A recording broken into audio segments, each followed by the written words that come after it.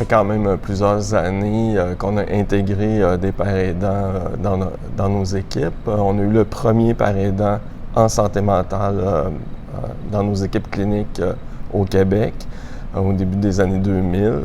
Et puis au fur et à mesure, on a ajouté des parents aidants dans nos équipes de suivi dans la communauté principalement. Depuis 2020, les parents aidants sont employés au CIUS de la capitale nationale. On était le premier établissement de la province à engager des parents aidants comme employés. Ce qui facilite leur intégration, ce qui facilite aussi leur sentiment d'appartenance à l'organisation, à l'équipe. Donc, il y a eu plusieurs bienfaits à l'intégration des parents aidants dans nos équipes. Dans nos équipes au concret, les parents aidants font partie intégrante de l'équipe, là, des membres à part entière. Donc, leur opinion compte autant que les autres, leur présence au quotidien est aussi importante, puis ça fait une belle différence dans nos équipes là, d'avoir leur opinion puis leur façon de voir les choses.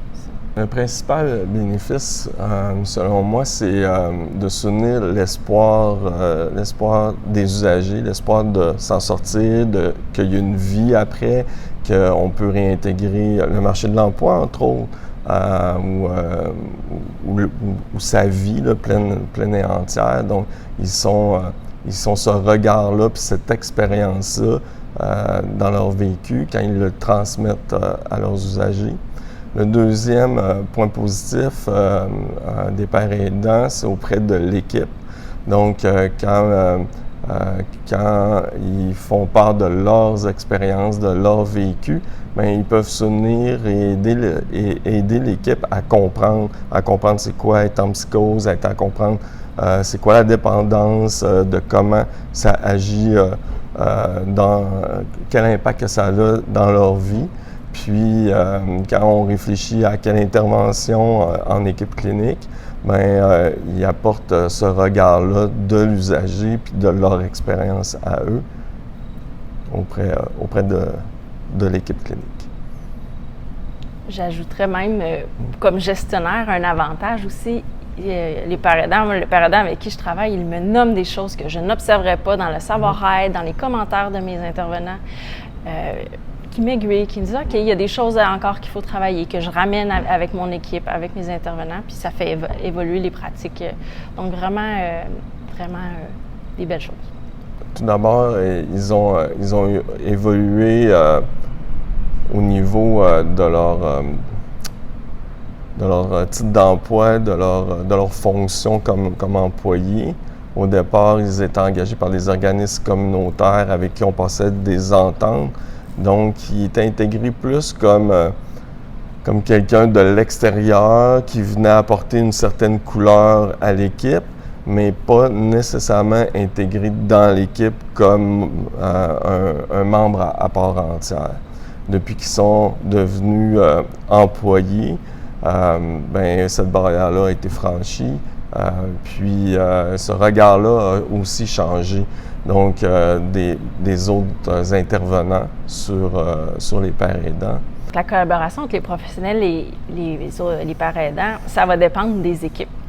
Chaque équipe a son fonctionnement interne. Par contre, ils sont un employé à part entière, donc il y a des attentes que le parent aidant soit là, participe activement à toutes les réunions d'équipe, à toutes les obligations d'équipe, de voir des clients autant que les autres intervenants, tout en ayant leur couleur, évidemment. Mais c'est un employé comme un autre. Là. Donc, si aujourd'hui on a quelqu'un de malade, mais on s'attend à ce que le parent aidant, comme les autres intervenants, viennent soutenir l'équipe. Et puis voilà, leur opinion aussi a une valeur tout aussi importante. Donc, en réunion d'équipe, puissent donner leurs opinions, puissent offrir de la formation croisée, puissent partager leur vécu aussi. Ça fait partie de leur expérience puis de leur expertise avec les autres intervenants pour leur donner des trucs ou parfois dire « je pense que je serais la bonne personne pour aider votre client à ce moment-là ». C'est sûr que dans les équipes qu'on a, nous, les parents aidants sont intégrés depuis plusieurs années. Ça fait longtemps. On est habitués de travailler avec eux. Je vous dirais que ça reste beaucoup dans les commentaires parfois que pense que des fois, c'est difficile d'aider les gens. Quand il y a des équipes CIM, ça fait 4, 5, 6 ans qu'ils ont les clients. Parfois, il y a une perte d'espoir des intervenants. Puis les parents aidants viennent beaucoup aider et soutenir dans ces moments-là, de dire « on lâche pas. Regardez, moi, mon expérience a été ça. Je vais l'aider. Je vais vous aider à aider la personne, à prendre un pas de recul. » Fait que dans la pratique, je pense que ça, c'est important. Dans le savoir-être aussi avec les clients, là, de se rappeler qu'on a un rôle professionnel. Ils vont nommer beaucoup de choses. Dans comment dire les choses aussi, là. Quand on est intervenant, on a une manière de communiquer, une manière d'enseigner ce que pour amener l'usager à se rétablir, à se repositionner. Mais le langage qu'on utilise, c'est un langage quand même intervenant ou personnel à nous. J'ai jamais vécu la psychose, j'ai jamais vécu ces symptômes-là. Donc, le père aidant vient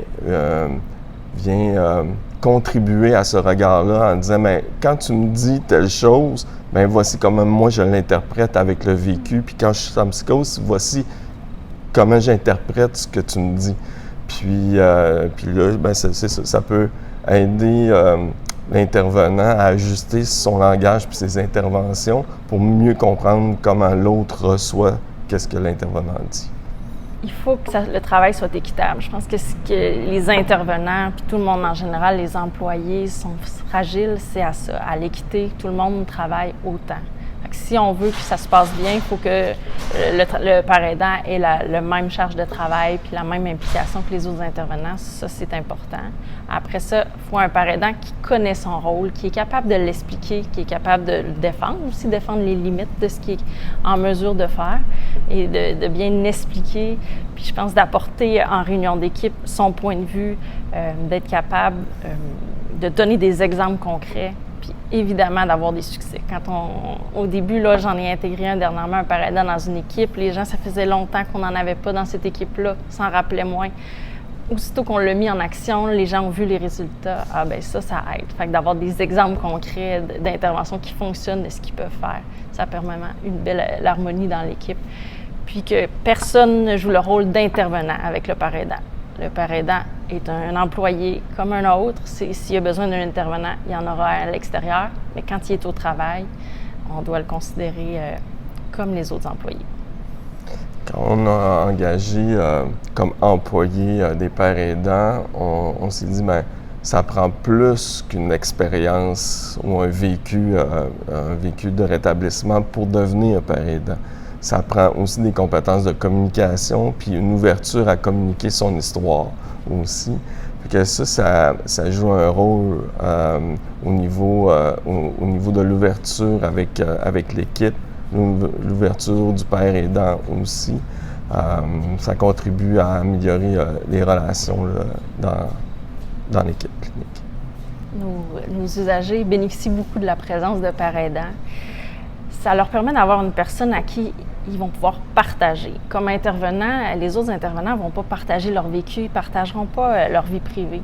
C'est ça le rôle du père aidant. Fait que le père aidant va arriver avec sa sensibilité, avec son expérience de vie. Souvent, là, ça fait que les gens vont beaucoup plus s'ouvrir, exprimer des choses qu'ils n'avaient jamais exprimées aux intervenants, aller dans profondément, là, des fois dans la maladie. Ça permet à des gens d'avoir un bel exemple de bien là, c'est difficile en ce moment, mais ça ne veut pas dire que dans 1 an, dans 2 ans, dans 6 mois, ça ne va pas aller mieux. Fait que ça, c'est pas négligeable. Puis des fois, ça peut être confrontant pour les usagers. Il y a des personnes qui ne sont pas prêtes encore, puis ça, il faut le respecter aussi. Dans ce temps-là, on leur dit bien, le père aidant viendra vous revoir une autre fois. Ça a permis aussi avec certains usagers d'accepter la maladie, puis de ne pas voir la maladie comme une fatalité, mais bien comme une maladie, une partie de soi, mais on peut travailler sur toutes les autres parties, puis on peut avoir une vie quand même bien remplie et agréable, malgré un diagnostic en santé mentale. Ça peut influencer les personnes dans leur processus de rétablissement, effectivement, parce qu'encore là, il y a la motivation de voir quelqu'un qui va mieux, qui est passé à travers les mêmes étapes qu'eux, puis puis avec qui il peut échanger sur les moyens, comment on va se rendre là. Puis pas d'avoir le même objectif. Là. L'objectif, c'est pas que tous nos usagers deviennent parents aidants, mais d'avoir c'est quoi leurs projets, leurs objectifs à eux, puis comment la personne elle peut les accompagner, puis les comprendre. Puis s'il y a une rechute, bien c'est pas grave, ça fait partie de la maladie. Puis moi, peut-être que le parent aidant va pouvoir dire, moi j'en ai fait, puis j'ai passé à travers comme ça. Fait que vraiment un savoir expérientiel qui est pertinent, puis qui, je pense, peut motiver la clientèle à faire un petit pas à tous les jours. Je pense que c'est un des plus grands bénéfices qu'ils ont aussi auprès de la clientèle, de les engager dans leur traitement. Puis la manière dont ils s'y prennent par leur vécu à eux, c'est une couleur différente de tous les autres intervenants. Donc, ils prennent par un angle différent. En étant eux-mêmes passés par là, eux-mêmes en rétablissement aussi, bien, ils sont en mesure de peut-être un peu mieux communiquer ou un peu mieux ajuster leur langage avec la personne qui est rendue moins loin dans son rétablissement. Puis de lui expliquer pourquoi que faire tel pas, c'est important pour son rétablissement puis pour atteindre son objectif personnel après. Donc, soutenir l'engagement, c'est un de leurs principaux atouts. Je pense que de bien définir le rôle du père aidant, qui est un rôle différent de celui des intervenants. Souvent, dans le réseau, on s'attend un peu que les pères aidants aient le même rôle ou un rôle similaire, presque identique à nos intervenants. Puis, c'est pas nécessairement le cas. Donc, il faut ajuster cette perception-là aussi.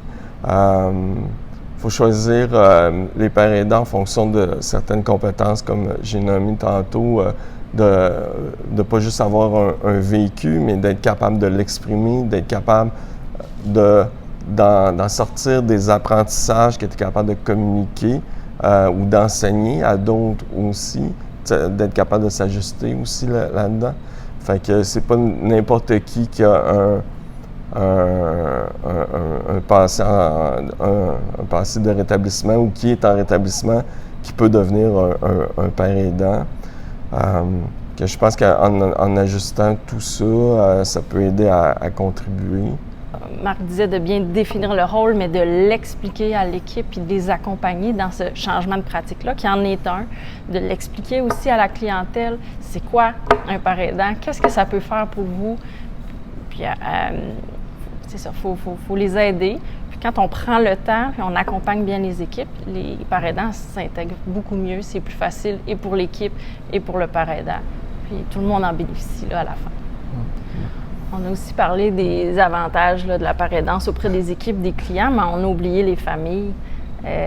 Ils ont un rôle à jouer avec les familles. Nous, on implique beaucoup notre père aidant dans les rencontres familles. Ça donne de l'espoir aux familles.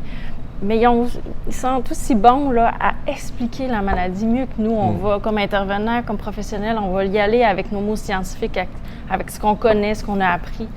Le père aidant peut aller rajouter l'émotion, le senti à travers ça. Je pense que ça peut beaucoup aider les familles à cheminer, puis à accompagner, à mieux accompagner après la personne qui a un diagnostic de problème de santé mentale.